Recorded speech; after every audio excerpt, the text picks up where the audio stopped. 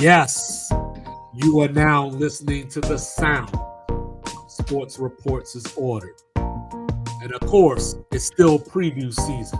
But we're going to switch it up a little bit. We're going to hit the collegiate ranks.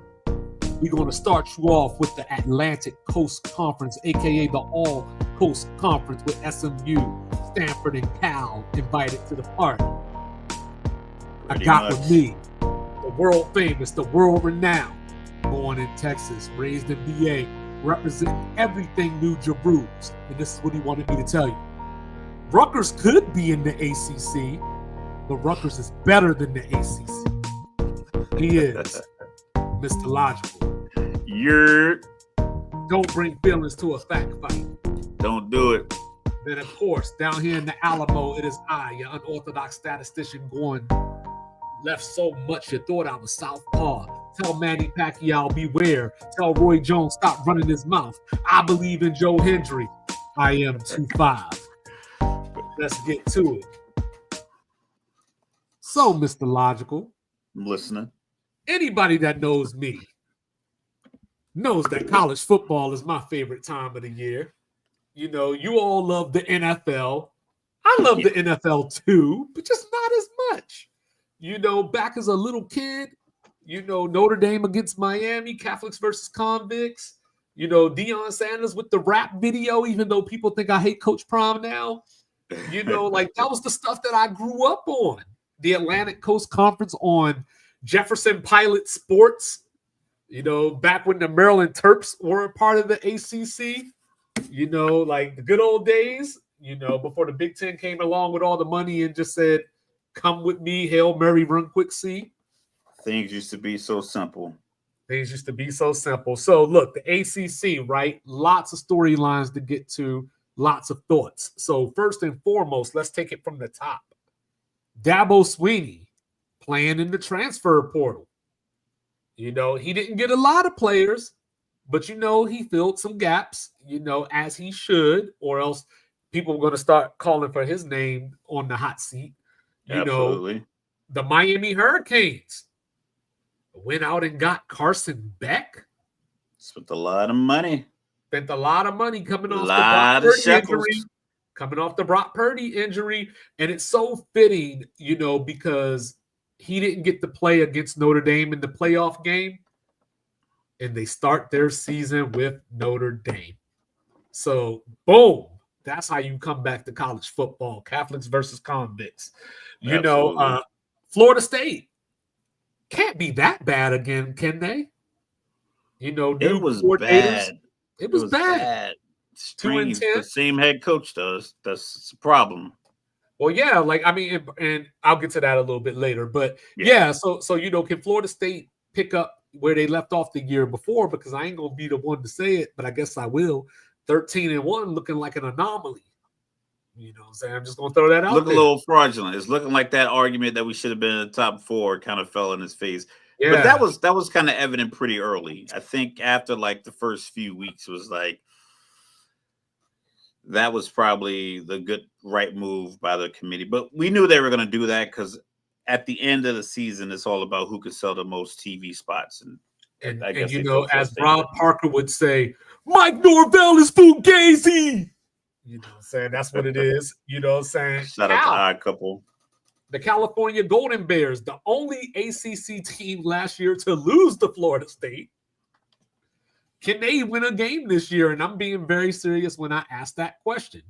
You know, Ron Rivera in at the GM, and they lost about anybody that was anybody on that team last year that made a bowl game. Bill Belichick, is he going to have the Deion Sanders effect? Are we going to suddenly care about UNC football? Yeah, it's. I don't think the wins are going to be enough. I don't think 2-0, 3-0, even 4-0.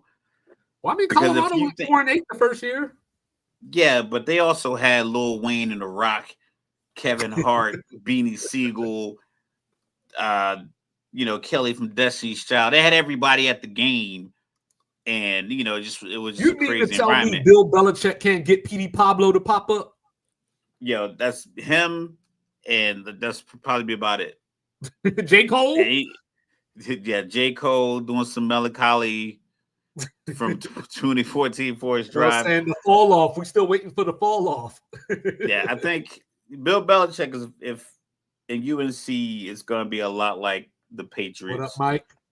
So I think, I think he'll do fine. Like especially if he can implement real college defenses. Because I'm playing a video game, and these college defenders on the video game are just out there with helmets on. Like they're not reacting. If the play doesn't come right to them, it's not a lot of reaction to it. And I think if it replicates that way on the field, and Bill Belichick can get these guys to play a little differently, I think he can get some guys onto the wire. But I don't know. I just that whole move never really made sense to me. I don't know why.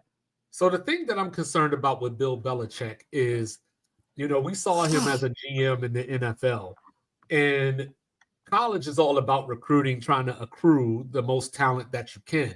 Chris Hogan ain't going to work here. You know what I'm saying? You ain't bringing in no Julian Edelman. Even though he turned out to be a fine player, saying you need a little bit better than that in college. Yeah, you don't need a bunch of guys that can really sit down in the zone, real scrappy gym rat types. You're going to need some burners. You're going to need that anomaly 6'3", 215, 19-year-old that you can recruit out of whatever state you find that individual from. And like you need to get that North person Carolina, there. You might need a little Dre Bly. You know what I'm saying? And then you got, with Bill Belichick coming in. So it's one thing to bring in Bill Belichick. It's another thing when you're replacing Mac Brown with Bill Belichick. You know what I'm saying? They're a year apart in age. You know what I mean? So it's like trading Fiji water for smart water. Like this is like the Jada. This is that Jadakiss gangsters don't die; they get chubby and move to Miami. You know, that's what's going on in North Carolina. It's the Spider-Man meme. Clemson. Obviously, a lot of people are very confident in Clemson. I made the comment a couple of days ago about how I'm the most confident in the Buffalo Bills winning their division. So I feel like Clemson is in a position where a lot of America is the most confident in them winning the division or the conference, I should say. So, I think stability at the head coach position, coupled with the fact that I believe he's not on a hot seat. He's been there so long. He's had sustained success. And the program still is one of the bigger ACC programs. And they have a more direct pipeline to like the Southeastern Conference level talent. I think more SEC caliber players. I know the SEC is still a college division or college conference, but they do seem to get more 4- and 5-star recruits. They get guys from Florida down south, a little warmer. They play football a lot longer. They tend to specialize in football. They do a lot of the 19-year-old freshmen, just really big, just exciting. Like you hear about this guy who's 6'5", 280 freshman. He's probably from Florida, Georgia, Alabama, somewhere down there. I think Clemson being in South Carolina, they have that pipeline more than the other schools, even more than Florida State. I think Florida State always felt like they were getting top-end ACC talent. It just didn't feel like they were battling with Auburns and Bamas and even, like at this point, like now the Texas teams are in the SEC. So I think Clemson is getting that extra. Say that after that national title game. I mean, listen, ebbs and flows of college football, the interchanging of coaches and players and things of that nature. I like Clemson. Like I said, I think stability. I think because of the depth of their pocket, they could probably keep more of their players between just the facilities, the swag, and the actual straight up NIL money they can give. I think they'll be able to keep more of their players. And now that Dabo's kind of, dipping his toe in the portal pool, I believe they have the best shot to, obviously repeat as ACC champions. So allow me to contradict myself for a second. So not that I'm into preseason polls or anything like that, but if there was a 2-5 poll, which makes sense because it's the top 25, but if there was a 2-5 poll, I would have started Clemson at number 2. Just based off of everything that they're bringing back, which we'll get to in a second. The problem is I'm not as sure that Clemson has this walk through the ACC that a lot of people think that they have. Because when I look at Cade Klubnik, for example, the returning quarterback, high NFL prospect, and I look at Clemson last year, they beat everybody they were supposed to beat. And then anytime they met any resistance, besides the SMU game, they lost. And, even SMU made them look human. They got blown out by Texas the last time we saw them by 3 touchdowns. It was a little closer than the score indicated, but they lost by 3 touchdowns. So last year, they got smacked around in Death Valley by Louisville. This year, they go to Louisville. So maybe some revenge there. Maybe Louisville has their number. We'll just have to see. But I was talking about how they're bringing back all this stuff. So Cade Klubnik is back. Before last season, I was screaming for some wide receiver to step up besides Antonio Williams, who is probably my favorite wide receiver in the country, not named Denzel Boston from Washington. So let me tell you who they got. So Bryant Wesco, he was a freshman last year, 17.3 yards per catch. He was the first Clemson receiver since Sammy Watkins to have at least 2 100-yard games in his first 4 games. He also joins Sammy as the first Clemson receiver to have multiple 70-yard receptions in the same season. On top of that, they got TJ Moore. He was a freshman last year. So I say that to say all the things that I was complaining about are pretty much cleaned up. But the difference here is last year they had Phil Maffa. This year they don't. So where's the running going to come from? Apparently they have a deep pool of running backs to pull from, but it looks like they're starting a converted receiver at running back. Get your liquid deaths, y'all. Absolutely. And then, so but they're so talented in the trenches. Like they have depth in the trenches, and it's like at that level, all you need is one guard to get to the second level to get a hat on the linebacker, and your converted wide receiver in open space.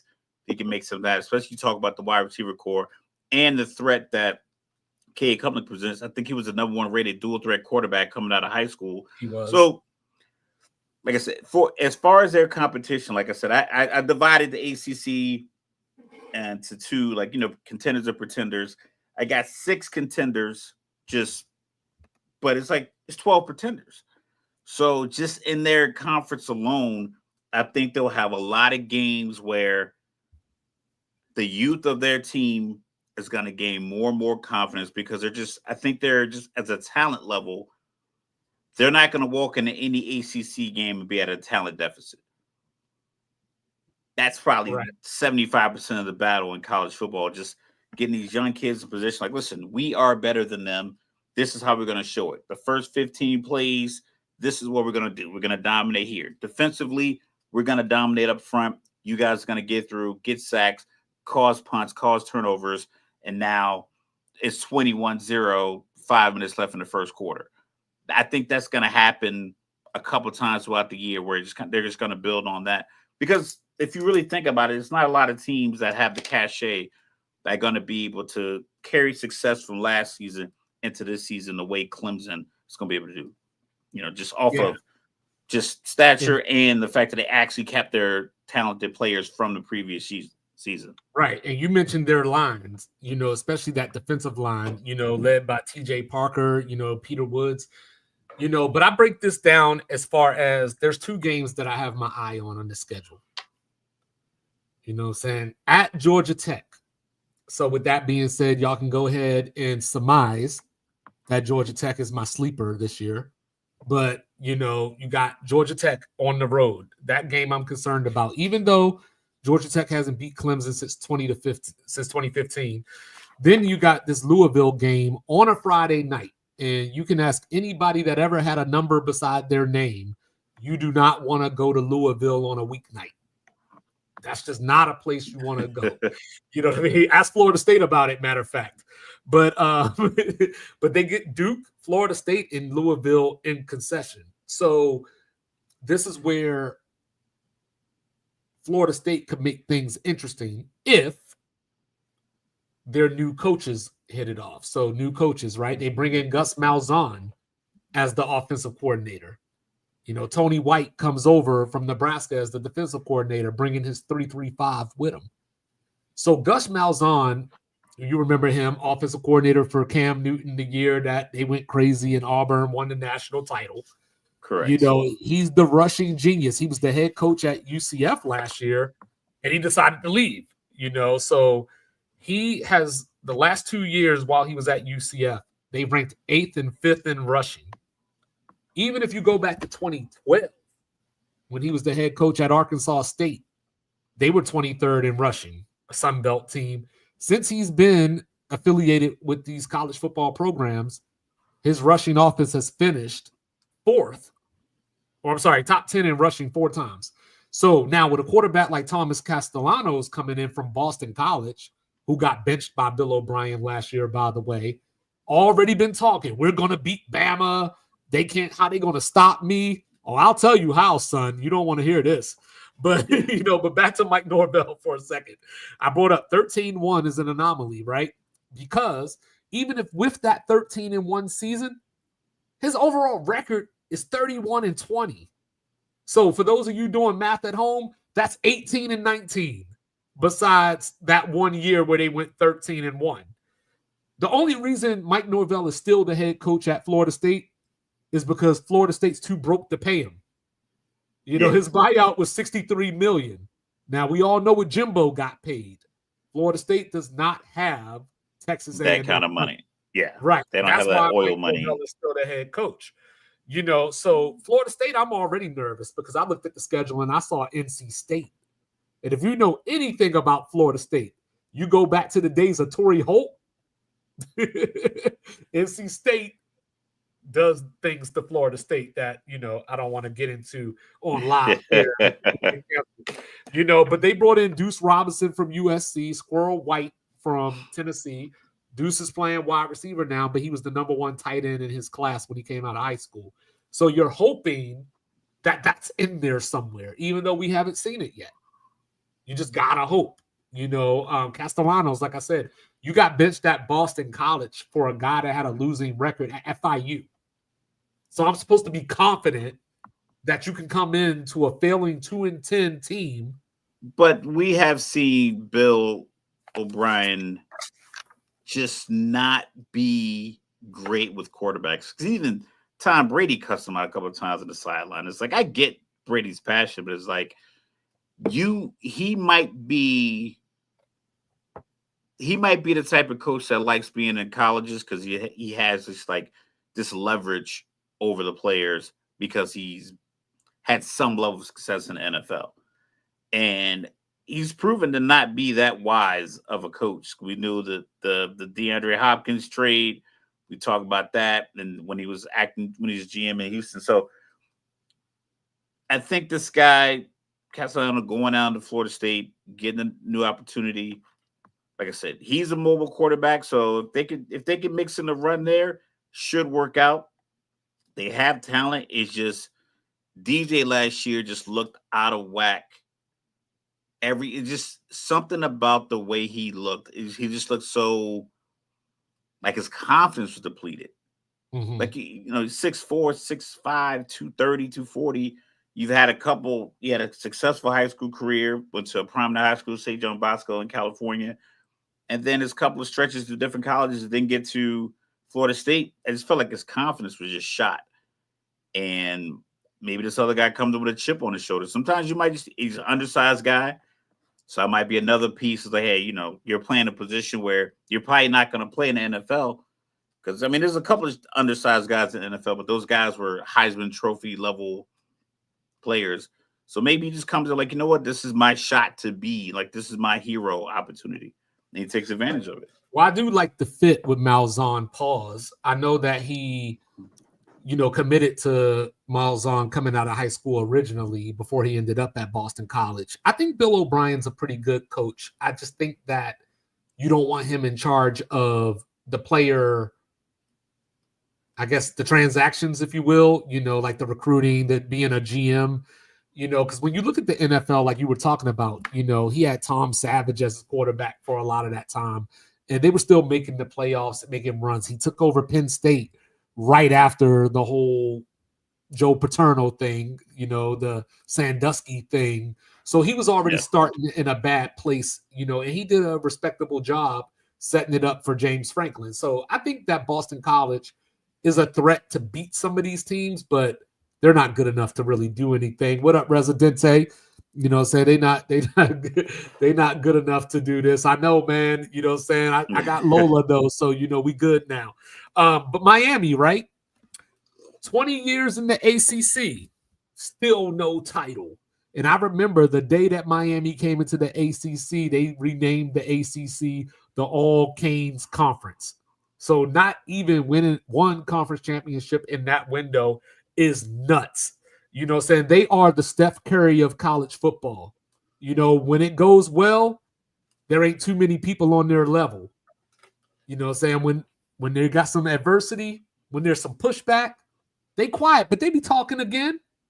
But then on top of that, you got to add their fans to that because they only have 4 road games this year.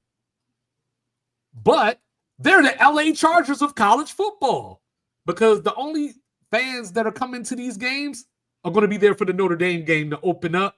And after that, you won't see another Hurricane fan unless they make the ACC championship game. Fair weather fans, tough. Mine, like I said, they're in. That's right. There's some, I think it's some crazy percentage, like 25 or 30% of the NFL is from the counties in or around Miami, or something like that. It's like a crazy high number. So it's like, if the NFL, a third of those 1,500 players are from your area where you could recruit, you should have a top tier team every year. So the fact that they don't shows either a disconnect between the recruiting process or a disconnect between philosophy. Because if you could just look, you could look outside.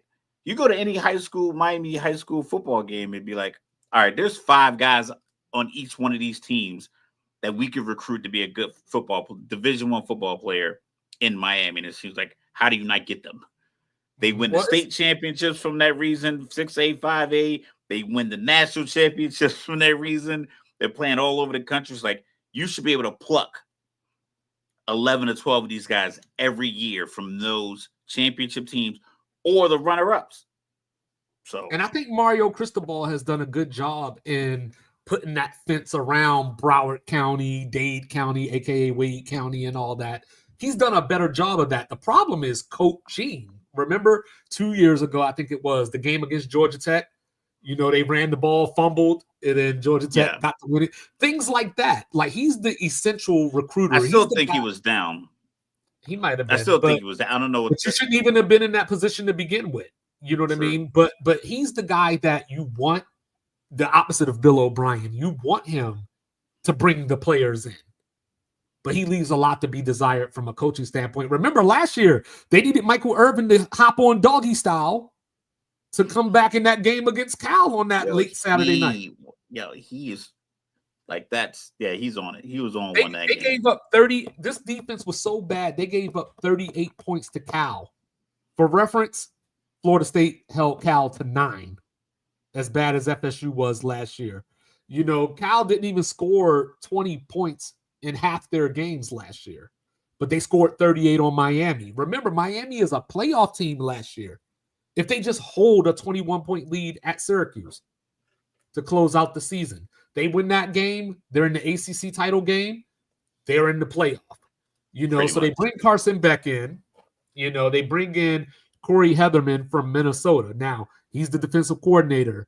What I'm going to say about him, there's a little sauce on it, if you will, but in a few years, you might look at him the way that you look at Brent Venables, or you look at a Tom Allen, who's Clemson's new defensive coordinator. You might look at him like a Jim Knowles. He's going to be that next defensive coordinator that is going to transform teams. So I am confident that Miami's defense will be better. I'm just not convinced that it's going to be good enough to erase everything else, because you look at their offense, they lost their top 7 pass catchers from last year. to include Xavier Restrepo. Then you got the running backs, Mark Fletcher. I like him a lot. They go 3 deep there, so maybe there's a philosophy change there. But this is my question for you. Yes, sir. So after we saw Cam Ward last year do all the Houdini stuff, obviously he's the number 1 pick in the NFL draft this year. Correct. Part of the reason that they needed some of that Houdini stuff, part of the reason Michael Irvin had to get in doggy style position was because Cam Ward did the Donovan McNabb where I'm going to hold on to the ball until the absolute biggest play opens. So does it pay to have a Carson Beck who's willing to take that check down, who's willing to Carson Beck? Yeah, Carson. You see this a lot with quarterbacks that can move. It was using NFL comparison. Josh Allen was a guy that I have the arm, I have the size, I have the physical capability to get out of this if this defensive tackle comes off of this block that my guard has him on. So I can hold this for a little longer. I could drift and I can still get the ball into the end zone to whomever might be in the back corner of the end zone. I don't think Carson Beck has that kind of, I don't think he has that mobility. I don't think he has that in his game. So if the first read's not there, second read's not there, and the defense is collapsing, I think the check down is there. And I think he'll take the check down. The issue is when he was playing with Georgia and he was, replacing Stetson Bennett, who wasn't a blue chip quarterback that was just slinging the ball over the field. He had played a lot of football, Stetson Bennett. And Carson Beck kind of came in and you thought like, oh, this is a bigger, stronger guy. He's going to elevate Georgia. And it didn't work out that way. Then he got usually the Brock Purdy injury. I think he'll be fine in Miami. If I'm Miami, I would expect some of these games that Cam Ward was able to be the wizard and the playmaker and get him out of it. I don't know if Carson Beck's going to be able to do that. I think it was probably like 4 or 5 games. We talk about the thumbnail for this show is that the Miami Virginia Tech game that went to review, and it was like, was it a pick? Was it a catch? So I'm not sure if Beck has that kind of Houdini throw or those kind of Houdini get out of Dodge, bail us out because we gave up 38 points to Cal. I don't think he has many of those games in him. So they're going to have to lock in defensively and keep it close where like, a punt isn't that big of a deal instead of like, oh, we got to go for it because we haven't been able to stop a nosebleed all day. Yeah, so I got 5 words for Carson Beck. Do it without Brock Bowers.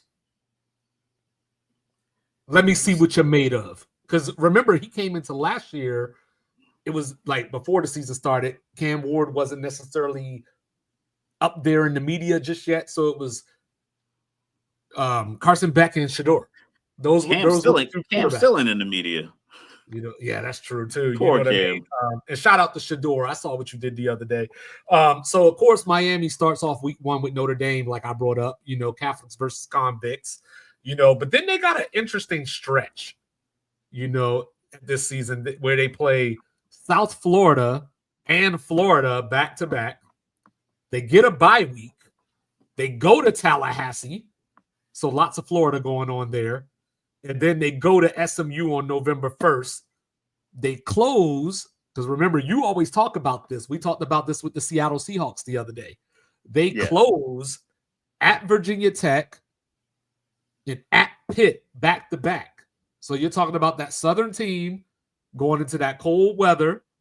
We've seen Miami go down at Pitt before, and I think Pitt, we'll get to them in a minute, but Pitt's got something going on there. You know what I mean? I like it. That Western Pennsylvania lake effect snow, like if it's cold, it's a weird cold, and like the weight, that could really impact a team that likes to throw the ball, which I think Miami will eventually be a team that there's 40, 45 passes a game up and down the field.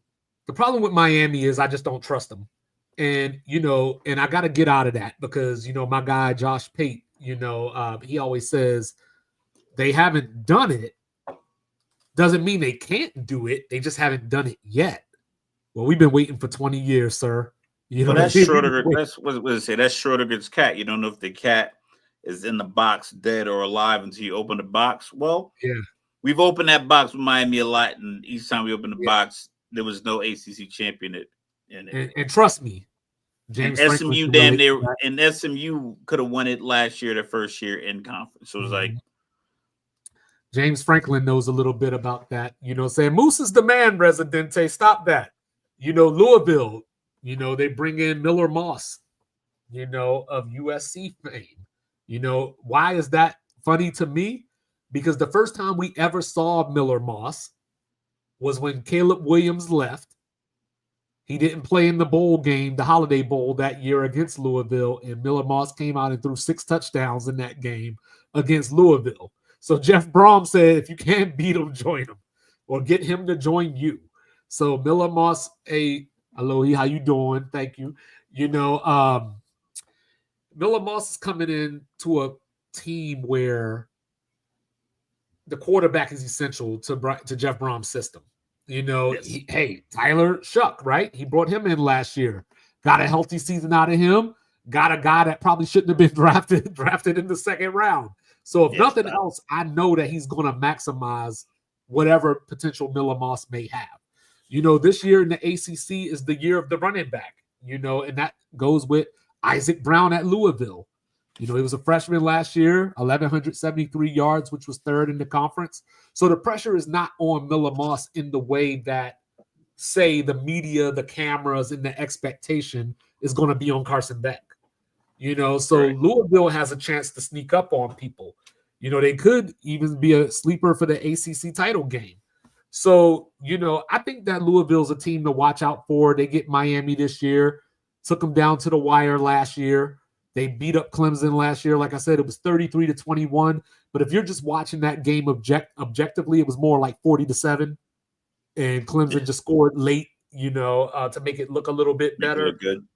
Yeah, so I'm impressed with Louisville. I like Louisville, but back to my sleeper, Georgia Tech, the rambling wreck. You know what I'm saying? Breaking out at tight end with Luke Harpring, the son of Matt Harpring. You know what I'm saying? Former NBA/Georgia Tech legend. So initially when the offseason started, I thought Georgia Tech was going to regress because they lost Eric Singleton, who might be the best wide receiver in the country that's not named Jeremiah Smith or Ryan Williams. He's just electrifying. He gets the ball. He makes things happen.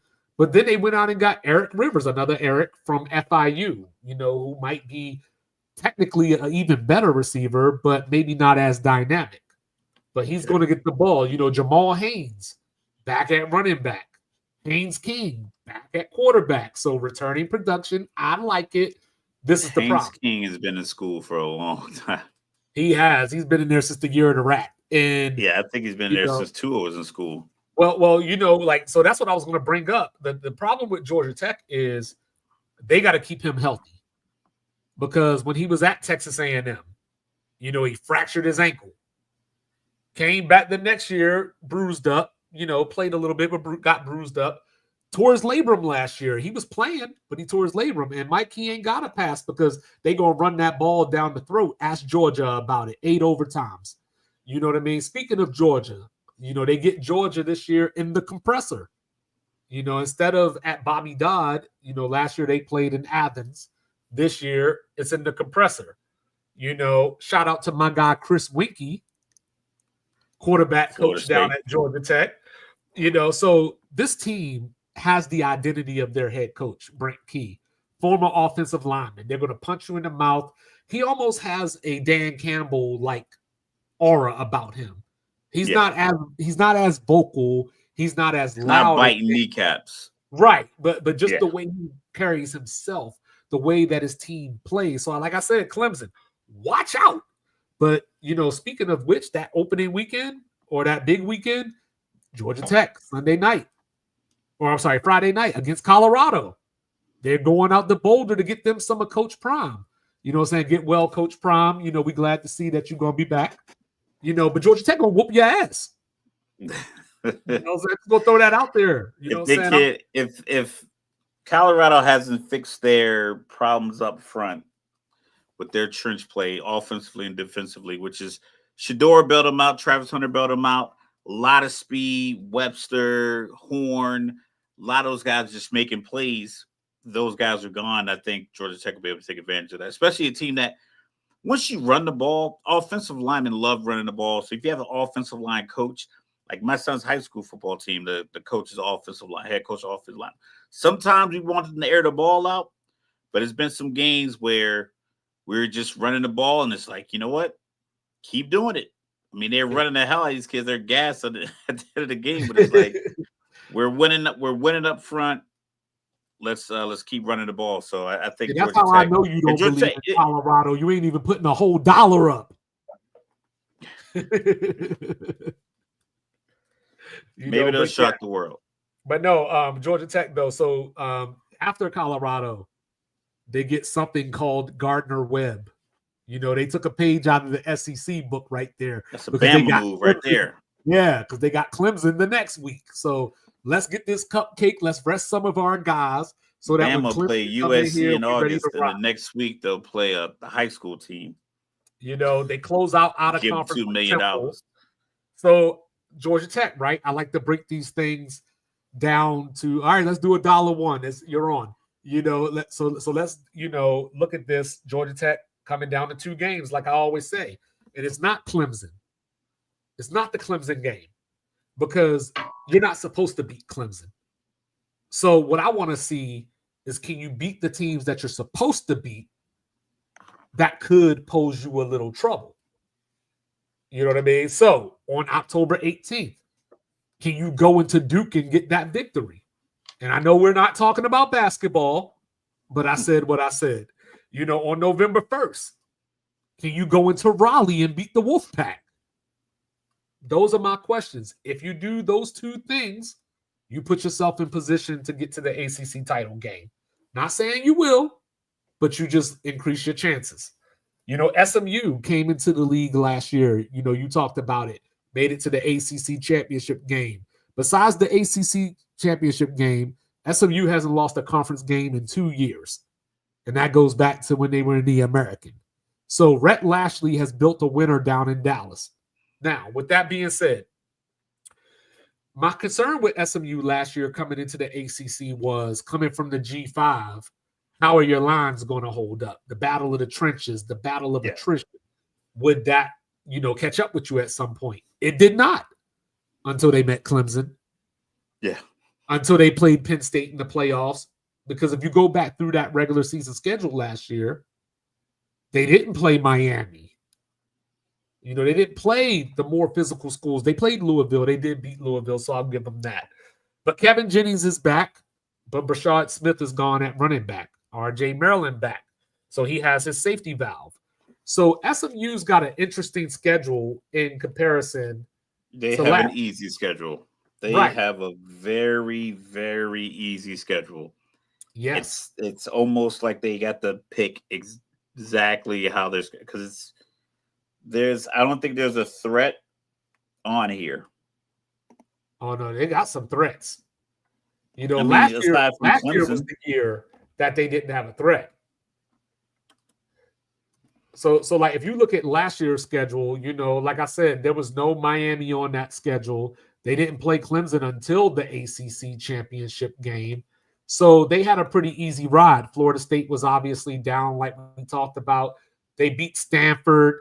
They beat Duke in overtime by a point. They beat Pitt. We'll get to them. They beat Boston College. They beat Virginia, Cal. So last year, SMU lucked up. This year, in the out-of-conference schedule alone, they played Baylor. They go to TCU for the Flying Skillet. That's what they play for. Their trophy is a skillet. They play that game. They go to Clemson this year during the regular season. They host Miami. They get Louisville again. So SMU's not getting back to the ACC title. But their first, your first 5 weeks, 1, 2, 3, 4, they're losing 5, the Baylor. 6. Their first six games you play, only one of them's out of the state of Texas, and that's at Montana State. Was Well, that no, Missouri State? they played them Or at Missouri State. Yeah, Yes. Missouri State. So they're playing Missouri State. So they have East Texas A&M, Baylor, Missouri State, which is right there, and the stadium's probably not going to be that big, so the home field advantage won't. I'm surprised they're even playing on the road, but then they come back to the Texas. ACC does that for some strange reason. Like you got North Carolina going to Charlotte this year. You remember a couple of years ago, North Carolina went to Appalachian State and almost got peeled back. So for some reason, the ACC does this. Yeah, like why would you have the small school? Why would you go play at the small school? Unless I don't know what their stadium capacity is, but for SMU or no, you talking about Missouri State? Missouri State. I can't imagine that it's anywhere near what you're going to get out of SMU. But yeah, like I said, they hold 17,500. Okay, so their first 6-7 games, most of them are in Texas. You get the Syracuse game. Syracuse could be tough. We will get to them.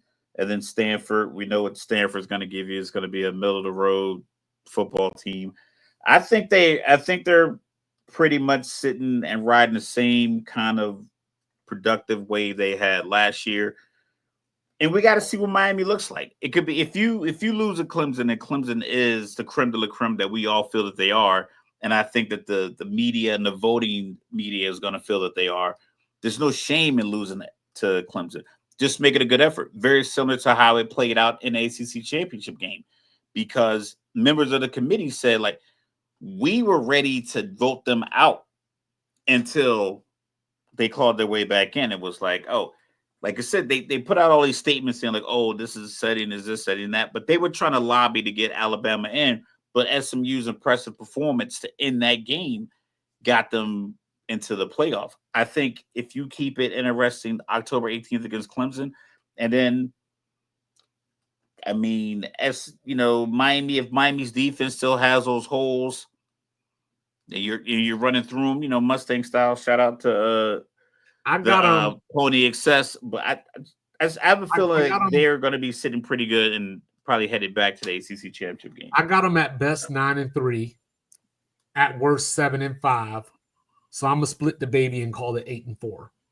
You know, I'm gonna call them losing to Clemson and Miami. I'm gonna call them losing to Louisville, and I'm gonna call them losing that game to Baylor earlier in the season. And beware that TCU game too. Like I said, rivalry matchup. Throw the records out. So the flying skillet is on the line. Yeah. So you know their defense finished 26th last year, but their defensive line had a lot of defections. So it's going to be up to the linebackers and safeties to keep that defense on par until the defensive line can catch up. I think Brett Lashley is a good coach. You know, SMU lucked into having him, and as they transition into the ACC and become a part of that fabric, watch out for SMU once that money starts flowing in. You know, that's what I'll say about that. So not this year, but going forward, they're going to be a player. Yeah, I mean, they started this whole NIL thing before it was NIL. Right. You know, this is right up there. They were signing contracts early. Yeah. So then you got Duke. You know what I mean? The surprise last year. You know, 9-3. They won a lot of close games last year. 5-1 to be exact in one-score games. You know, they had a 28-17 lead over Cam Ward in Miami. After they fell behind 14-0. To Cam Ward in Miami. But then Miami did that thing and won the game 53-31. You know, so another 30-point, you know, given up by that Miami defense. Game, yeah. So this season for me, for Duke, comes down to 2 games. They got Illinois coming in early. You know, Illinois is one of those teams that bring back a lot of players. They're going to get some hype. Yeah, they're going to get some hype as a Big Ten sleeper. And then Tulane. Why do I pick Tulane? Because Duke's quarterback this year went to Tulane. Darius Mensah, you know, is coming in from Tulane. But on the other side of that, just recently within the last 2 weeks or so, Tulane just picked up Jake Retzlaff. Well, remember, he got kicked out of BYU for fucking a little while ago. Yeah, honor code, son. Listen, honor code. Oh, I'm sorry. I didn't mean to say that word. It was the honor code. That's why he got kicked out. The honor code. Ask Brandon Davies about that. When you go to Provo, it's a no-go. You remember Brandon Davies? Is that the guy that when they were ranked number 3 in basketball and they were going to March Madness and they suspended him for the honor code. Jimmy Fredette was out there just shooting his life out. Nobody could get a rebound. Yeah, so if nothing else about BYU, you got to give it to them. They stick to their rules. They stick to their guns. Nothing else. Yeah. But Manny Diaz is a better coach than I think he's given credit for. I think that people look at Miami and say, hey, look at the Mario Cristobal recruiting. You weren't getting these type of players. But it's the same results. Same records, even though Mario's getting the better players. So Duke could have the best secondary in the ACC with Chandler Rivers, Terry Moore at safety. They bringing in Jaden Francois from Utah State. So, I expect Duke to be a factor as well. Not good enough probably to get to the ACC title game, but they're going to play a role in who does. They get Georgia Tech at home, and then they go to Clemson. So you got your opportunities. The problem is those games are back-to-back. And I think Georgia Tech's going to beat you up too bad. Not that even if you beat them, they're going to physically have so much of a toll on you going into the Clemson game. So 40 runs, 42 runs. So one of my favorite sports cliches that the media says, right? Duke may be a better team, though the record may not reflect it. So that's what I'm looking for with the Blue Devils this year. NC State, they're going to start the season with a brawl. Remember last time we saw them, they were fighting ECU in that bowl game? Well, here we go, East Carolina. Come on into Raleigh and let's go.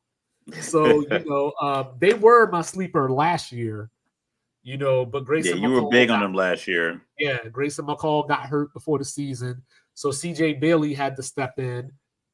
I like him a lot. CJ Bailey, another year under his belt. The problem with NC State is they're just so bland. Like they have good players, but they're basically Jacoby Brissett. Like that's like Jacoby Brissett was a good quarterback at NC State, but like that's their Phillip Rivers was exciting, but it's been just Jacoby's ever since. and good quarterback, because he actually played for them at one point. That's what I'm saying. It's like it's a very good. Well, they had Russell Wilson at one point. Yeah, Russell Wilson is he's the same. Like Russell Wilson isn't like super dynamic with arm talent. He's just very solid quarterback, smart guy. Transferred as a graduate with Wisconsin, but it's a lot of that. There's not a lot of Cade Klubniks. There's not a lot of Carson Becks. There's not a lot of even DJ Ugalele. Like just like those kind of like high name, high value recruits coming in. They're just a very solid team that has to play solid, or they can be 8-4, probably at best entering the season, and they end up 6-6 because it's just like, all right, we're just a good solid team. We have some good players. You'll get some good draft picks out of it, but as far as like a holistic, like putting it together, it's just a very, very methodical Jacoby Brissett kind of approach. And I think that's unfortunately because we talked about these super conferences. NXT. We talk about these super conferences that they're building. It's like Clemson, SMU, because SMU is coming from the outside. They're probably in the proverbial catbird seat to be part of that conversation because I think it's still 12 teams this year, whatever the negotiation is going to be. Those two teams are probably going to be the only ones that are going to get a viable shot. I think a 10-2 or 10-3, like Georgia Tech might not even get playoff consideration. Yeah, so it's like it's one of those two teams has to be. But if their name was, Alabama 10-3, or never mind, Alabama. Let's keep it real. Let's keep it a bean. So I think that's going to be kind of the problem. I don't know what the transfer portal on how that really impacts ACC players. I don't know if it's going to be like, you know what, we're looking like a lot like 2-2 or 2-3 after these first few weeks. I'm gonna go ahead and shut it down so I can transfer out. They might be impacted by that. So I just feel like a lot of these teams are playing for just the love of the game to get a nice, good bowl game, and it's it's a 3-man race and 3 in a possible. So let me ask you a quick question. Do you know C.J. Bailey's claim to fame so far? You're gonna have some obscure information, so no. I don't know. It's not that obscure. He was Jeremiah Smith's high school quarterback. But anyway, you would know that. But anyway, they got Noah Rodgers back. Year of the running back, Hollywood Smothers, another guy to keep your eye on at NC What a State. great name! Yeah, what a great name. They lost my guy Casey Concepcion. He's down here in College Station at A&M, and last year he became the offense. They went as he went. So, they got a 3-game winning streak over my Seminoles. Like I told you, we don't like NC State, but they open up with the brawl with East Carolina. They get Duke on September 20th on the road. They go to Notre Dame. They go to Pitt, with a bye week in between. Then they play Georgia Tech, bye week, at Miami, Florida State, and then they close the season with North Carolina. So that's a hell of a close. So if they can get to 8 wins, Dave Doran did a hell of a job. It's like a lot of 7-5-ish. A lot of 7-5, maybe 6-6. Yeah. Then you got Big Bad Belly in the house. What is North Carolina going to do? We're going to find out real quick. And I want to know who TCU, made a deal with to be like, hey, we're going to play Coach Prime in his first game. We're going to play Belichick in his first game. I don't know how they pulled that off, but congrats to them for getting the big spots Labor Day night. So, look, beating TCU doesn't do anything because, Colorado showed us. They beat TCU, they finished 4-8. So, North Carolina, you got to show me more. With that being said, the schedule is pretty manageable. You know what I mean? They got 3-0 built in. Yeah, I would like to say that, to quote my guy Cowboy Mike, I would like to say that it's rigged. You know what I'm saying? But these schedules are made so far in advance that, you know what I mean? I don't know. You couldn't expect Bill Belichick to come down to UNC to coach. Yeah, right. So you got at Charlotte, we were just talking about that. The ACC playing these crazy road games.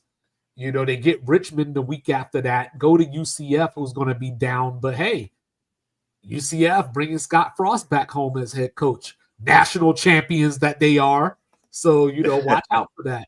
They do get Clemson on October 4th. So, if nothing else, I am here for Bill Belichick against Dabo. I am here for that. And he gets a lot of time to prepare. And he gets some time to prepare. You know what I mean? It's a Friday, or no, that's not the Friday game. The Friday game is the Cal game on the road.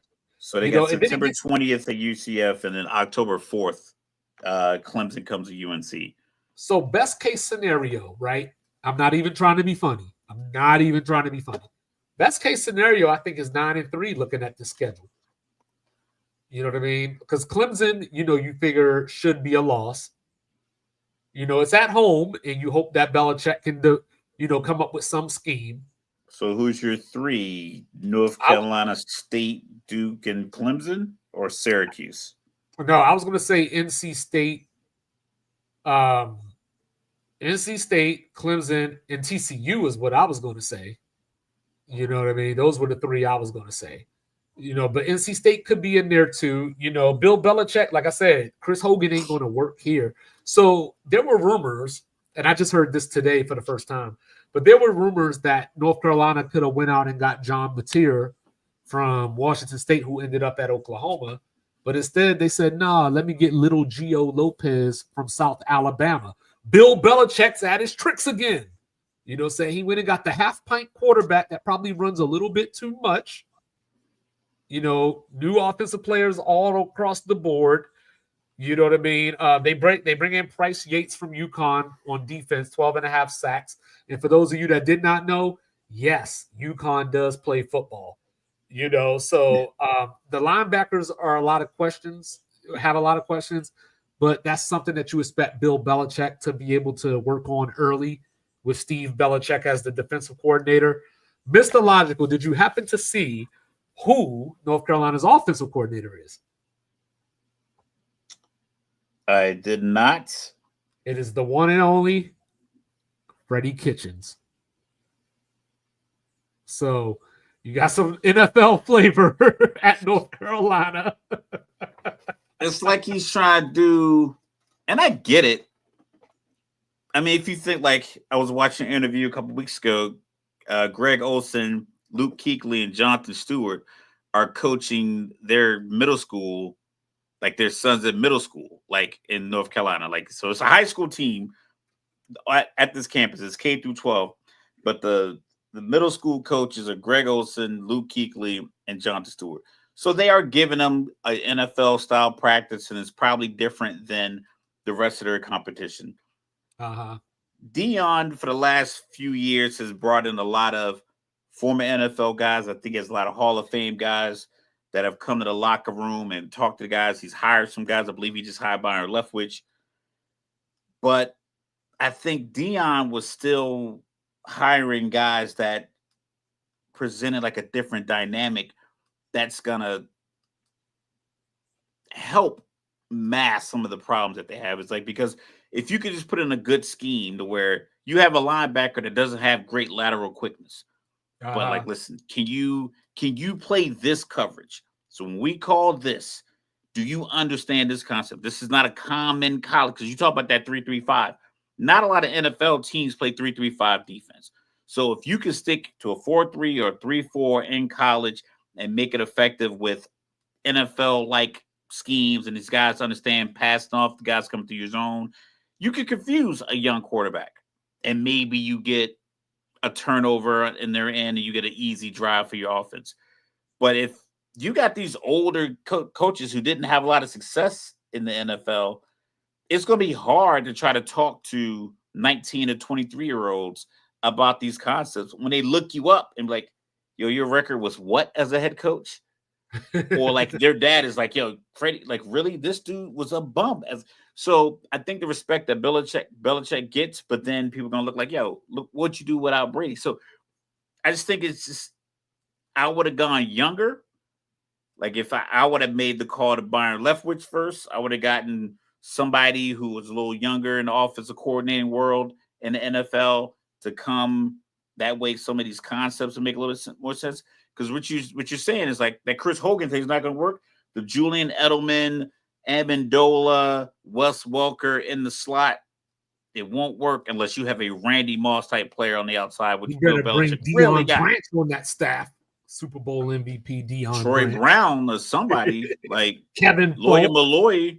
Like, I mean, straight up, like Rodney Harrison, bring Gronk out there. I bet you some of those guys are probably, I would, if I was a betting man, I imagine he probably reached out to those, because those guys are like the epitome of the Patriot way.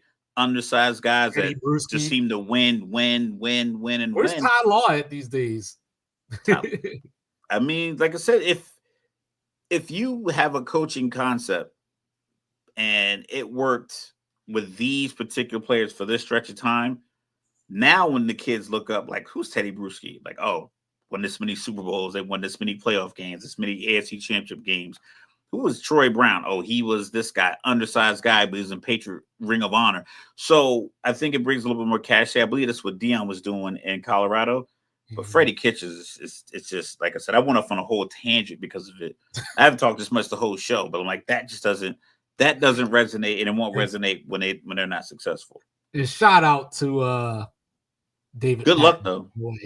Shout out to David Patton, by the way. Yeah, we forgot all about him when we were going through Patriot lore.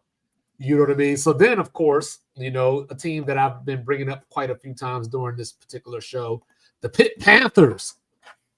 The Pitt Panthers, they are surprise worthy. If you remember last year, they started 7-0. Eli Holstein got hurt, and then it all fell down. They lost their last 6 games. They had Clemson on the ropes, and it was a touchdown pass, Cade Klubnik, with about 20 seconds left that busted it open. It was a backbreaker, and it led to Pitt's. So the problem with Pitt is that they have tough players. They don't have great players always. Year of the running back. They do have Desmond Reed. I brought up Kanata Mumpfield the other day, but guess what? He plays for the Rams now. He was their best wide receiver. So, they're a smorgasbord of we got players and we lost players. So, they got Kyle Lewis back on defense, all ACC along with Rasheem Browse. Their out-of-conference schedule is pretty interesting. They open with Duquesne, saying I had to explain to somebody today that Duquesne is in Pittsburgh. Central Michigan, then they get West Virginia, the backyard brawl, Rich Rod. The rivalry game pretty early. Yeah, Rich Rod. And then, they get Notre Dame late in the season. So, as I look at Pitt, I look at a team that's going to be tough. Pat Narduzzi, who I know you don't like because of his Dion NIL comments. I just think he's too worried about the wrong things. Like, yo, get your house in order. Like everybody's kind of dealing with the same thing. The money's been the same. The money's always been an advantage for certain schools, even without an pronounced NIL, conglomerate. So him complaining about it was bothering me. It's like, we can't keep our players. Like, yo, just coach better or find a way to pay them more, or go get the 3-star kid out of Western Pennsylvania and keep him. You gotta make a call down to South Beach to one Dan Marino. Like, yo, come help me. Where's Tony Dorsett at these days? But sign some football. Larry Fitzgerald, LaShawn McCoy, Aaron Donald. James Conner. Saying? Like, you got alumni. And they're Western Pennsylvania is probably one of the top football regions high school football regions in the country. And my guy Danny Cannell got a kid going there. Terrell Pryor played out in West. Obviously, Saquon Barkley. Yeah, so it's like you have a great pool of talent in that region. And then on top of that, you can kind of pluck some guys from Ohio State in the transfer portal who aren't getting playing time. You just got to get out there and grind. I'm getting on the podium and whining, but yeah, a lot of 6-6 for this squad, though. Yeah, that's what I was thinking too. 6-6, pending if they can beat Florida State at Tallahassee, because we still don't know what Florida State's going to be. I got them starting 3-0. So I think they're going to get off to a good start, just like last year. Not quite 7-0, but 3-0. But also, they smacked Louisville last time Louisville came up there. So you got them winning the rivalry game in West Virginia? I do. West Virginia, I think, is going to take a few weeks to get, because, they brought Rich Rodriguez back. I think it's going to take a few weeks to adjust, to get his system implemented and all that kind of stuff. If this was one of those we play the rivalries at the end of the season games, I might lean West Virginia, but early, I don't know. But they got that closing stretch is what's going to get them.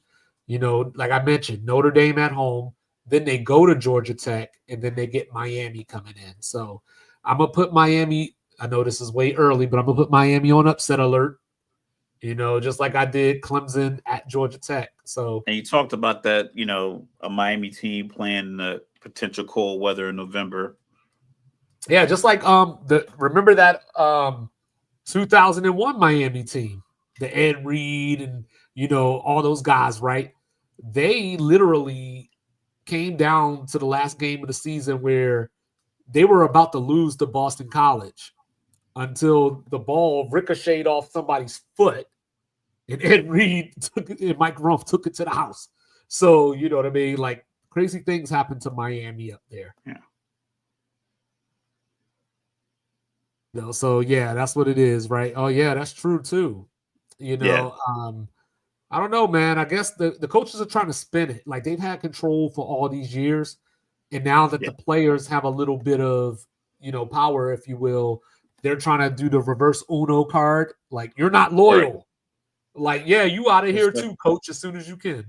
Yeah, like, we all know about Lincoln Riley going straight from the loss to the tarmac and then ending up with the burgundy tie in California the next day.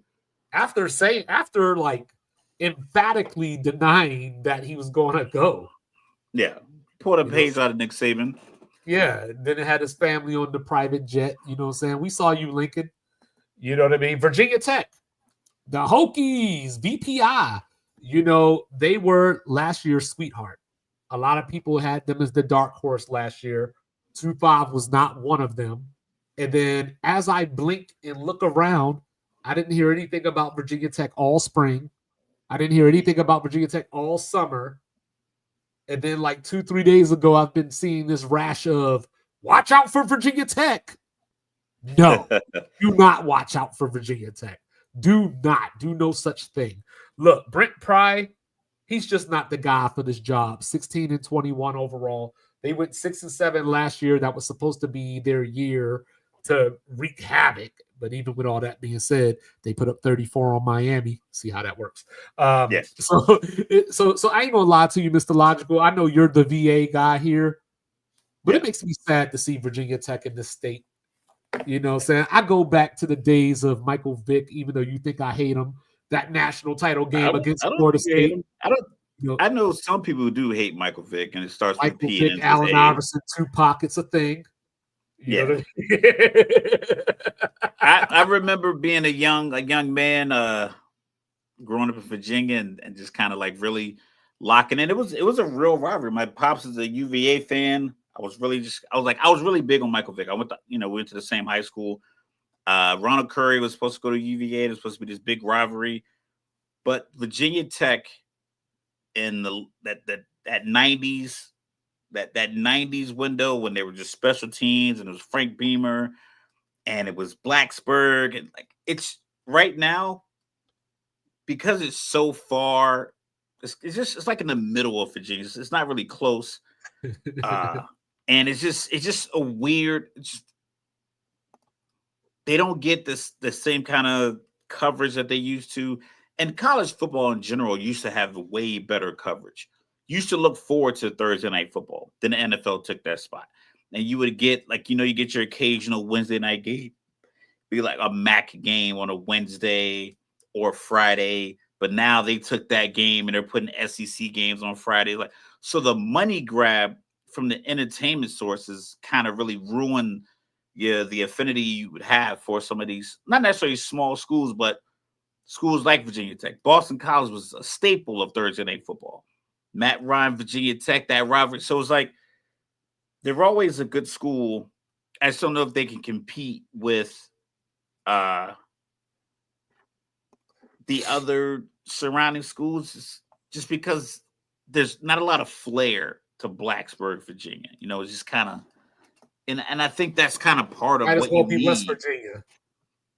Yeah, honestly, and I think that's part of what you need to kind of continue to have like a legacy. And then on top of that, with the transfer portal, we talk about it. Some of these schools are pseudo JUCO schools for bigger schools.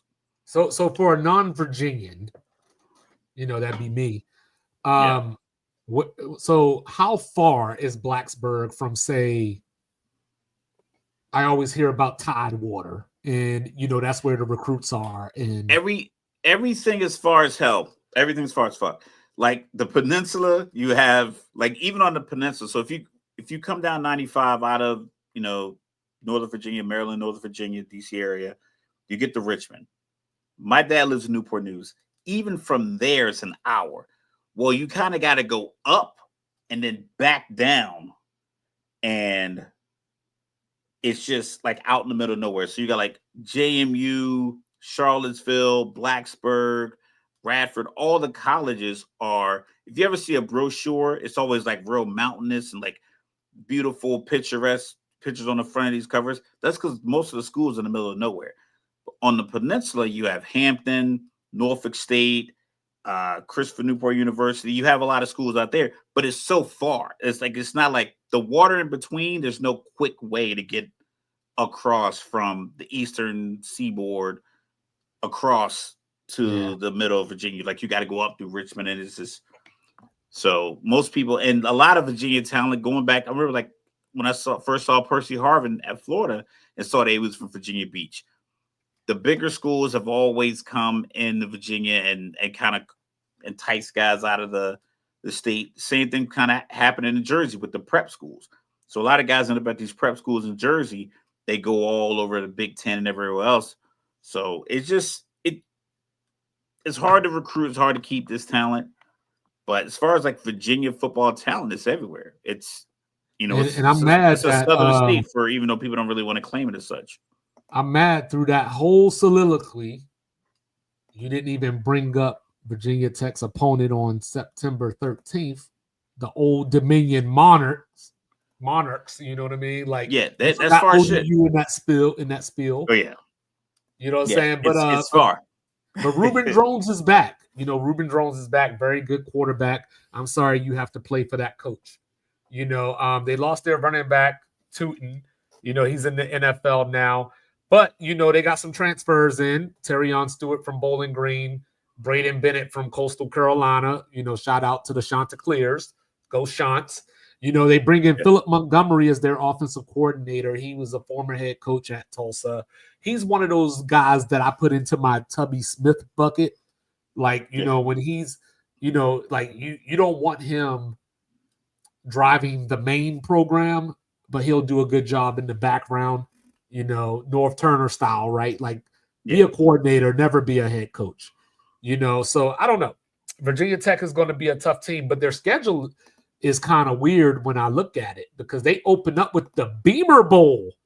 The Beamer Bowl, not Frank Beamer, but Shane Beamer, South Carolina Gamecocks. And that game is in the compressor, not in William Bryce, not in Blacksburg. See, like, okay, that's the type that I'm talking about. All right, let's hear it. Why are the South Carolina fans not able? They waited all year. The last game they played was January. Or it's Virginia Tech anyway. Played January. And I'm pretty sure the same thing for South Carolina. Probably played late December, January. Now the season comes back around and you're playing your game in Georgia. Like, why can't we open our season with everybody else playing home games? The Georgia teams, I get it. They already in and around the Atlanta area. You just got to drive to a different stadium. You got people that got to leave the state. So it's just, I just think, like I said, once again, it's just the incessant obsession with the money. People talk about the kids are ruining sports. It's not. It's the money. I could go off on a completely different tangent and everything else, but it's just this obsessive money grab, which is causing it's taking a, like, that game should be in South Carolina. They should be able to chant, but they have a great stadium, they have a great environment to open the year before, like, kids, people just get back to school. Fans there than Virginia Tech fans. But I'm just like, they should be able to do that at home. They should be able to tailgate at home. I'm here. I've been coming to opening weekend for 40 years, yada, yada, yada, yada, yada. And now it's like, now we got to tailgate down the most congested traffic city in the history of Earth. Well, I have to say, since Residente hit us with the random pause, go Cox moment, I have to give South Carolina props because when they were going through the new nicknames for their for their mascot, they were trying to come up with a new name. One of the names was Cock Commander. Cock Commander? Cock Commander. That was one of the names. You know what I mean? I love how we just ignore, like, Dick's Sporting Goods isn't called Dick's. Like, I just love how we just, Richards. That's not even like, it's like, I'm a Cox fan. What? Stop it. Like, it's just, what you're saying. The letters are the same. Like, I mean, I understand the context and everything else in the vernacular, and the English language is very, very confusing. But one of the best environments in college football, they should get to open their season there. Yeah, so then they follow that up with another SEC opponent. They got our guy, Diego Pavia, and the Commodores coming in. Remember, they lost to the Commodores. Championship. Remember, they lost to the Commodores last year. You better not lose to them 2 years in a row, Brent Pry, or that's your ass, Mr. Postman. Then, looking at their schedule, they get the Old Dominion game that I brought about. Shout out to Residente as Wofford comes in. But they do have road games at NC State, at Florida State, and then of course the Commonwealth, battle at UVA. So, Virginia Tech's got a weird schedule. I think that they're going to be better than they were last year. They finished 6-7, but I don't think they're going to be a factor in the ACC title race. And I think Brent Pry will be sent on his way. UVA, can't talk about Tech without talking about the Cavaliers. Anthony Calandria is gone. The fans are happy. Tony Muskett is gone. The fans are happy. They brought in Chandler Morris and the fans said WTF. So we got a guy that couldn't hack it at TCU, saying did okay at North Texas. And that's going to be our quarterback. And by the way, Anthony Calandria, they chased him out of town, and he's out here battling Alex Orji to see who's going to be the starting quarterback at UNLV. But they lost their top 2 receivers from a team that already wasn't good. Tony Elliott, if you remember, he was Dabo's offensive coordinator down at Clemson for a lot of years, and we just remembered that it was Trevor Lawrence and Deshaun Watson, really. But he's 11-23 as Virginia's head coach. Obviously, his tenure there got off to a bad start with the shooting tragedy in his first season, and they ended up canceling the rest of the season. But I don't know how long death keeps your job. Saying you got to produce wins now. So, they do have all ACC safety, Jonas Sanker. He left, but they brought in Devin Neal from Louisville and Antonio Clary at safety. So they got experience in the secondary, but not a whole lot of everywhere else. So the problem with Virginia, Mr. Logical, is, because whenever we talk about these things, I always tell everybody to look at the schedule. Yeah. And if you look at the schedule, you could convince yourself that Virginia could have a slight turnaround this year. You could convince yourself that if you just look at the schedule. But then you have to remember that we're talking about Virginia. So they open with Coastal Carolina. Late game struggles, not being able to close out games. Those games are tough. They're probably going to give up a game they should win. Yeah. So that's the problem. Like Stanford probably should be a win because, we haven't really seen Stanford be successful recently. But that'd be a game they lose. Up 10 in the fourth and lose by 4. And then, so out of conference, they got Coastal Carolina. They got the Fighting Mike Tomlins of William and Mary. They got Washington State. Shout out to the Pac-12.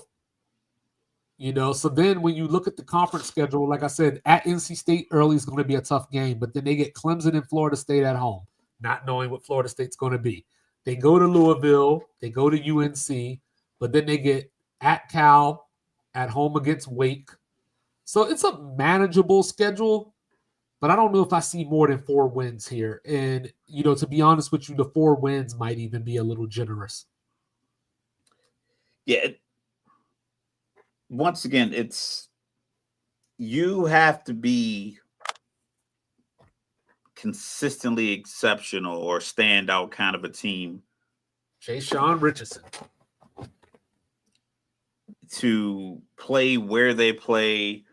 It's not football isn't the everything for UVA. UVA and Virginia Tech are both very tough colleges to get in. So academics UVA is thinks they're the Harvard of the South.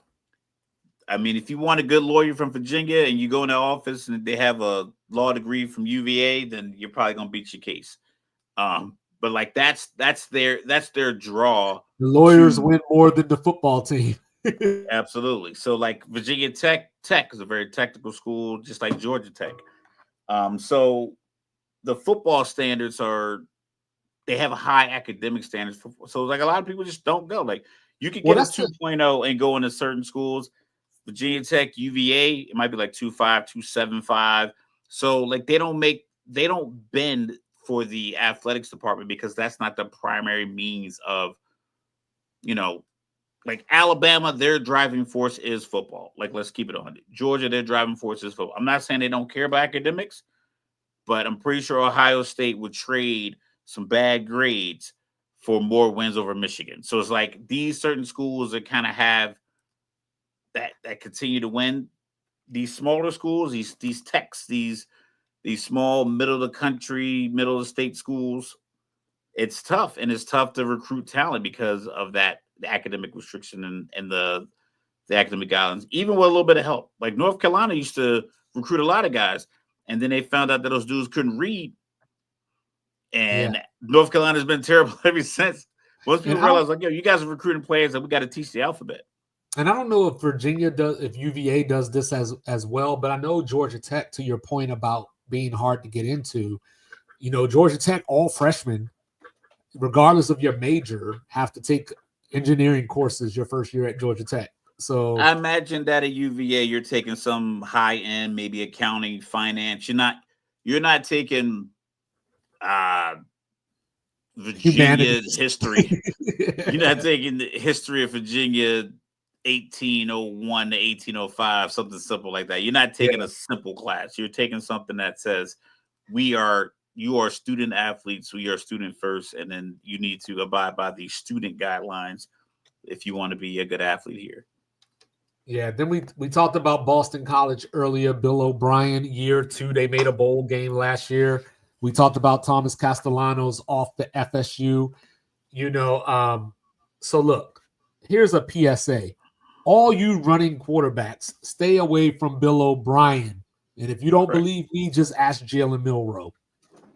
Look, could Boston College start 4-0 this year? They get Fordham to open the season. They go to Sparty, go to Stanford, and they play Cal at home. But I'm going to say no, they're going to lose at Sparty. But, Grayson James took over last year. Castellanos was benched after 5 games, and then he decided to leave.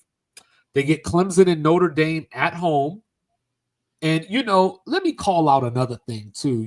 All year long when I hear about Boston College, I'm one of the few people that hear about Boston College because, people don't really people talk are shouting that out. Right. Correct.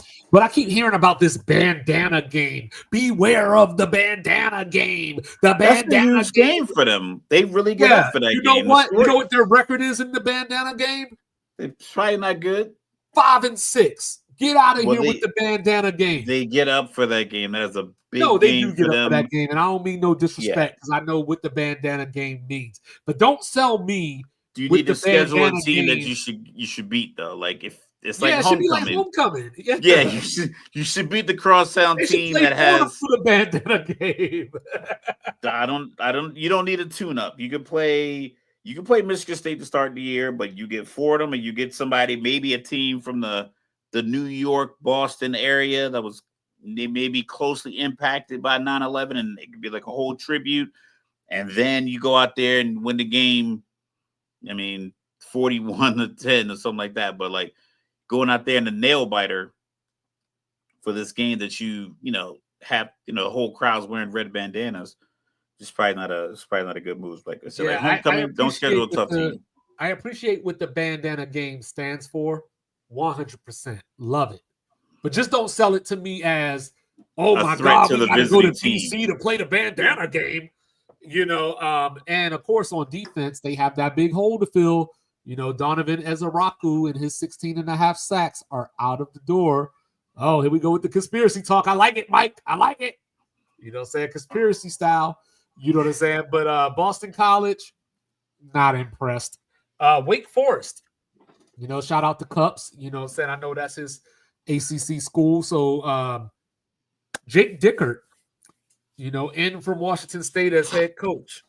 So Wake Forest is going to now and forever always be the 2 years from now program because they're the East Coast version of BYU where they end up with these 25-year-olds that, just push around 19-year-olds and they win 7 or 8 games one year. And you're like, how did Wake Forest do that? Because they got grown-ass men playing football. Yeah. That's how. They got their 1,000-yard rusher, Damon Claiborne, back this year, coming off of back-to-back 4 and 8 years. So with Jake Dickert coming in from Washington State, a lot of people are wondering if Wake Forest is going to have an Indiana-like rise. Remember Stig Nasty came there with all his players from James Madison. I think those James Madison players might be better than those Washington State players. So I'm not going to say that Wake Forest is going to do anything that will be worthy of talking about this season, and even like just looking at their schedule, it's hard to find some of the wins. They open with Kennesaw State, win, Western Carolina, win. And then what? Got NC State, Georgia Tech, Delaware. Tech. They got Delaware later in the season. They go to Florida State. 3-9. I'm gonna give them. The toss up between UVA. So 4-8 or 3-9. I'm gonna give them 5. Who you giving? Oregon State? So I'm giving them Kennesaw and Western and Delaware, all 3 of those. Even though I will say that Delaware matchup could be upset alert. It could be upset alert. But yeah, I'm going to give them the Oregon State game. And against my better judgment, I'm going to give them the UVA game. So we got 2-0, 2-1, 2-2, 2-3, 3-3. Then they go on I guess they won't be like completely demoralized. I think they'll be 3-5. They'll be 3-5 when they go play UVA. So get it back to 4-5. Maybe you beat out UNC.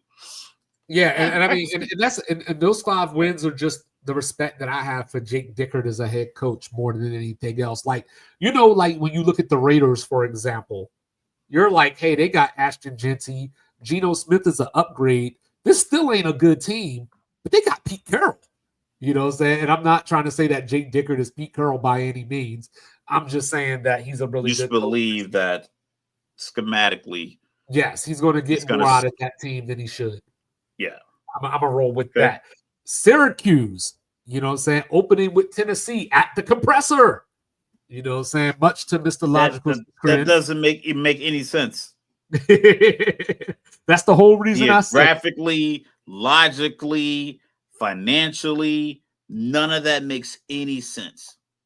Syracuse's claim to fame this offseason was Coach Fran Brown saying, I ain't paying $2 million to no wide receiver.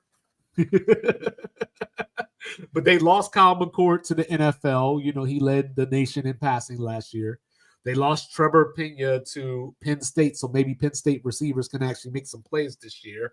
Yeah, they had a terrible run last year. Yeah, they're bringing in Steve Angeli.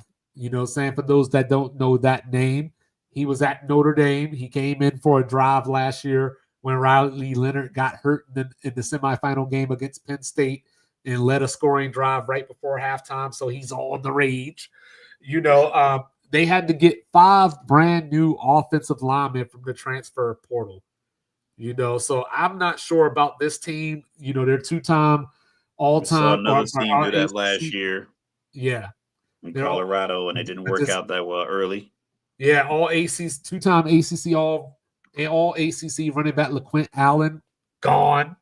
6 players out of their 10 players last season who recorded at least 30 sacks.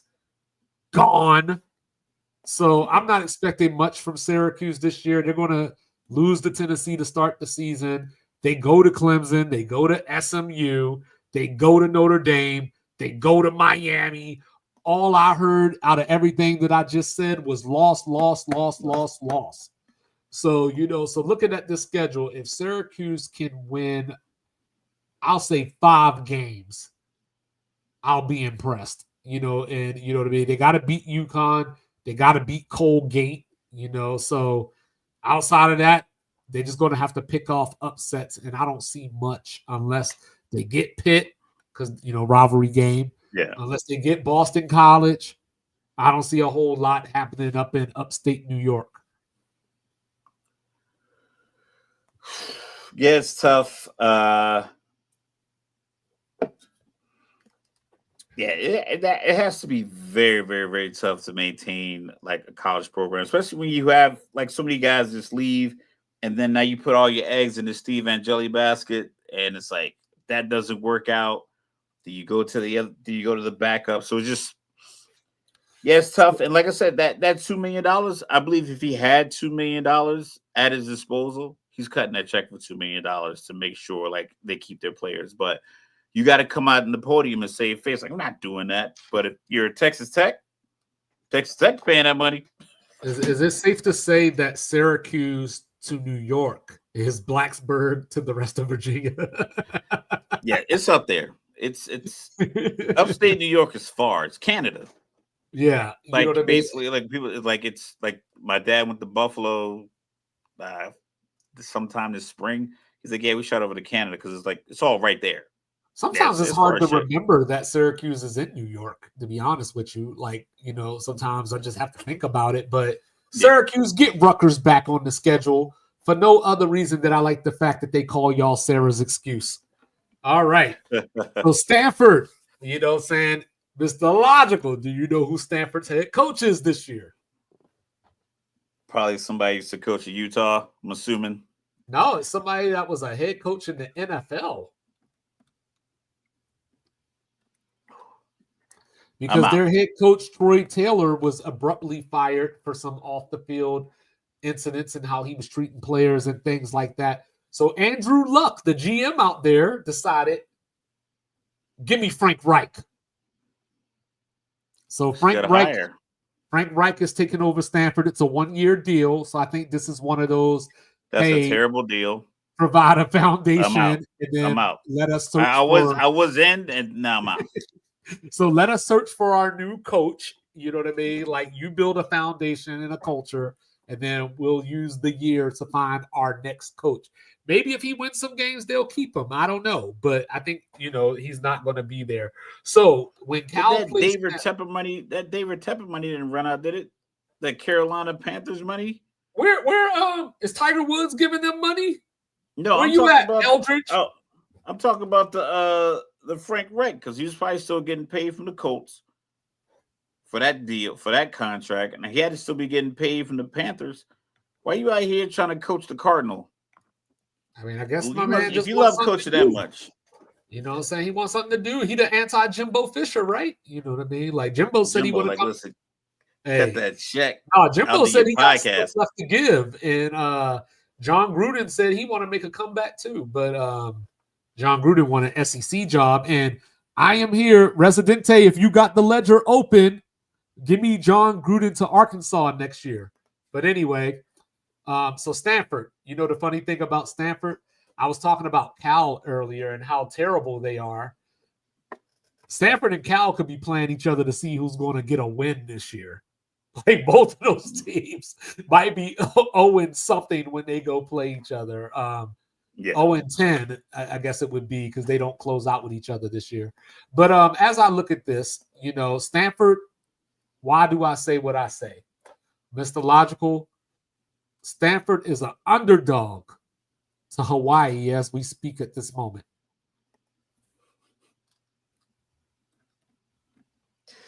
I gotta believe that an NFL coach could beat Hawaii. But once again, Stanford's another one of those schools where the academic expectations might not line up with, football wins. Yeah, like, and it's not many Andrew Luck's walking in the door, because I think he went there for engineering. He wanted to go to school. I don't even think he wanted to come out in the draft. He wanted to be a student first. Depending on where you look. Yeah, put that on my ledger, Residente. You know what I'm saying? If depending on where you look, you can get Hawaii minus 2.5 to 3.5. So if you think, hey, that's an ACC team going to play a Mountain West team, let me put some money on Stanford. I'm just saying, beware. But then they go to BYU, so they have an opportunity for a win there. Just because Jake Retzlaff is gone. So that's a bludgeoning. Yeah. Those big Polynesian and those big Utah mountain white boys going to run over Stanford. They get Boston College coming in. They go to UVA. Then on September 27th, you look at San Jose State and say, hey, maybe Stanford could get a win there. And I'm going to just remind you that San Jose State's coach is Ken Nihamataolu, former head coach at Navy. So there's going to be a lot of run down your throat in that game. They go to SMU off of that game, get Florida State in, go to Miami the week after that, Pitt at North Carolina, Cal, and then they close the season with Notre Dame. Best case scenario, 3-9. I'm going to go with that. Ashton Daniels, their quarterback, is now an Auburn Tiger backing up Jackson Arnold. Alamanor, the good receiver that killed, and I will use the word killed Travis Hunter. Because remember last year, Stanford came back from that 29-0 deficit in Boulder and won in overtime because he was doing work to Travis Hunter, but he's now a Tennessee Titan. If nothing else, the one thing Stanford can do is rush the quarterback. You know what I mean? So I don't know. I don't got much hope for Stanford. And then finally, the California Golden Bears, the All Coast Conference. 2-10. So I mentioned earlier, the one and only Riverboat Ron, Cal alum, by the way, is their GM. So the day that he became their GM, I laughed. The day after he became their GM, 5 of their running backs joined the transfer portal. Their quarterback went to Indiana. It's going to be one tough day. sledding. It's going to be tough sledding. He runs the ball. Like that team runs don't they remember the 15-1 Panthers and went to the Super Bowl? That was Cam Newton had like 10 rushing down. I don't know if you know this. It's illogical, but that Super Bowl was 10 years ago. Yeah, but I'm talking about if you're a running back and you're playing for Ron Rivera, unless he told them all, hey, I need you all to play linebacker. And they're like, no. And then they left. No.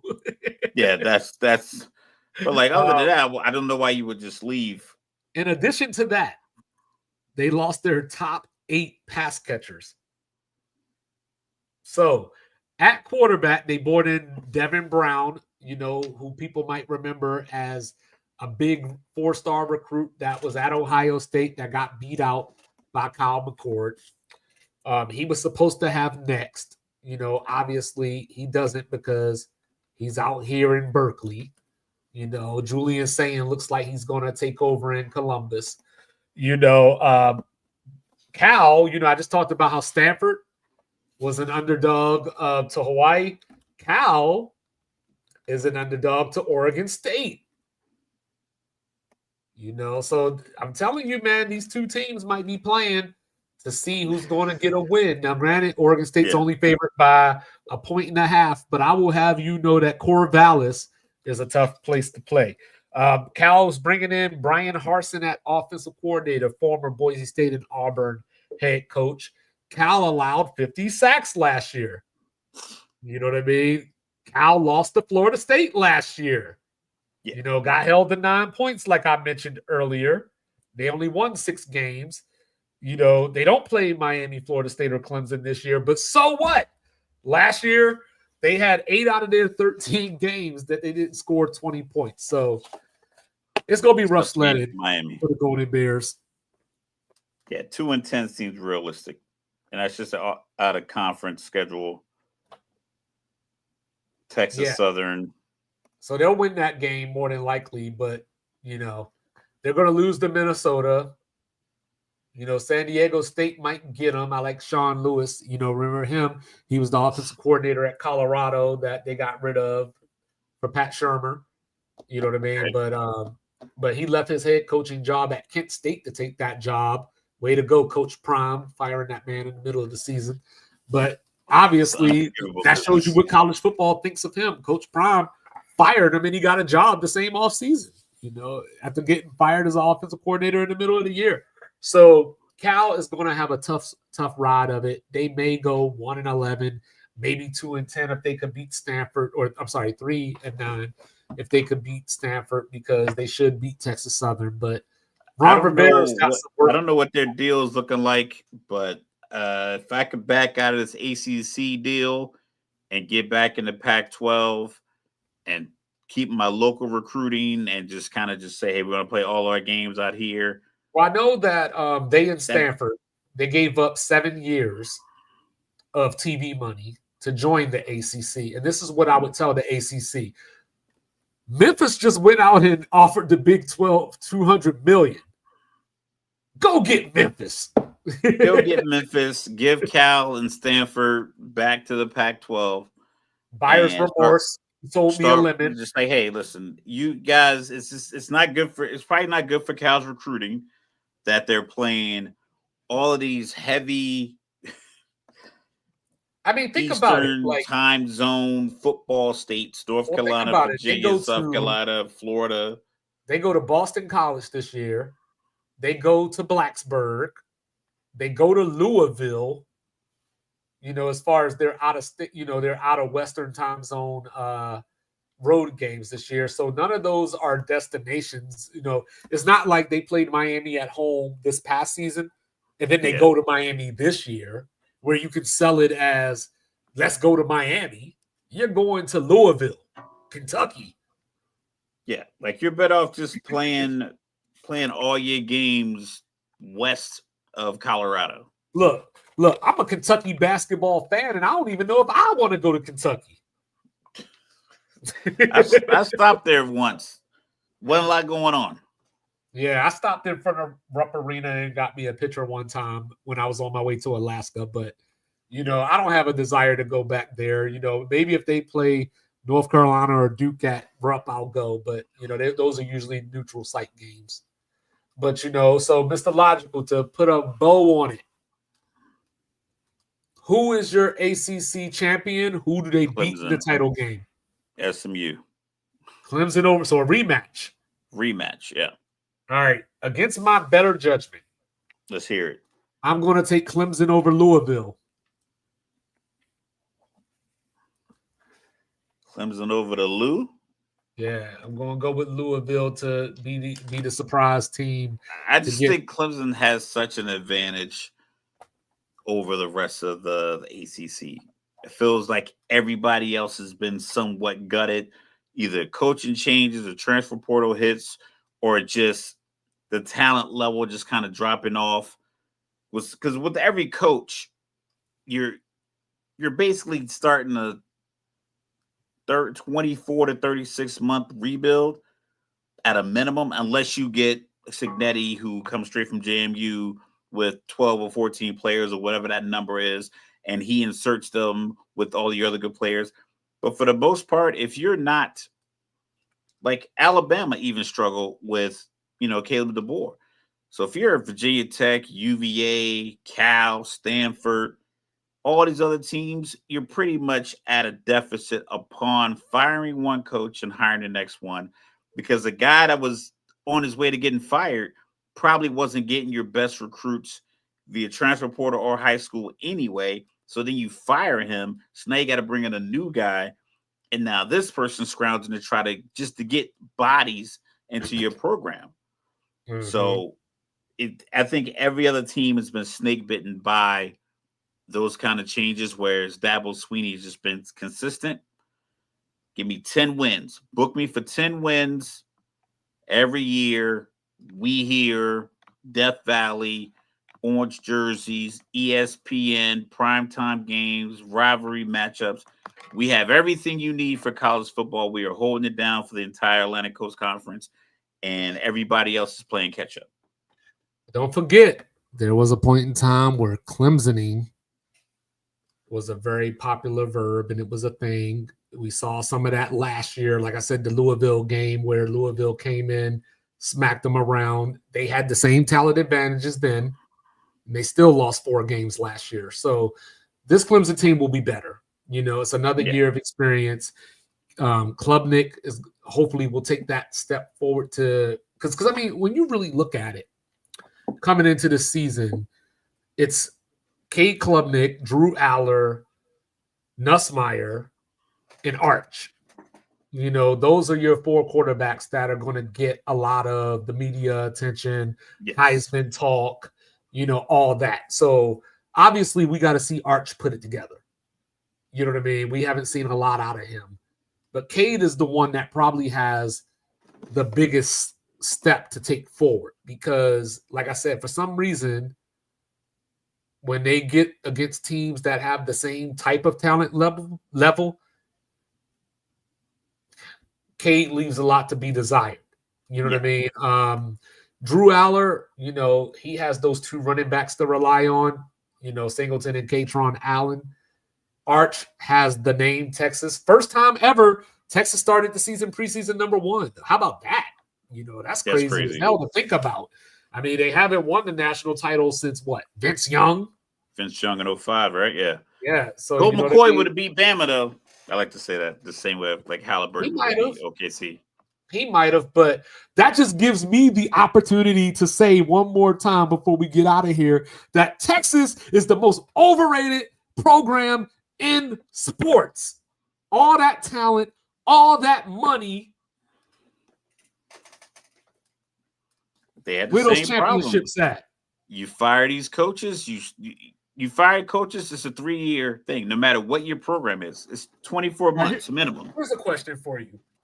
Real quick. I know we're not talking about the SEC tonight, but just real quick, since we brought up Texas real quick. If Texas were to go, say, 8-4 this year, would Sarkisian start next season on the hot seat? Not if you still had Arch. Okay, which I think he will. I think if he brings Arch back, then it'll be growth year for Arch Manning. All these other guys, playmakers. The money will flood in to try to make sure Texas Tech doesn't get all the Texas talent that's trying to transfer in, and they'd run it back. Yeah, because I don't got Texas playing for the SEC title. Spoiler alert. Okay.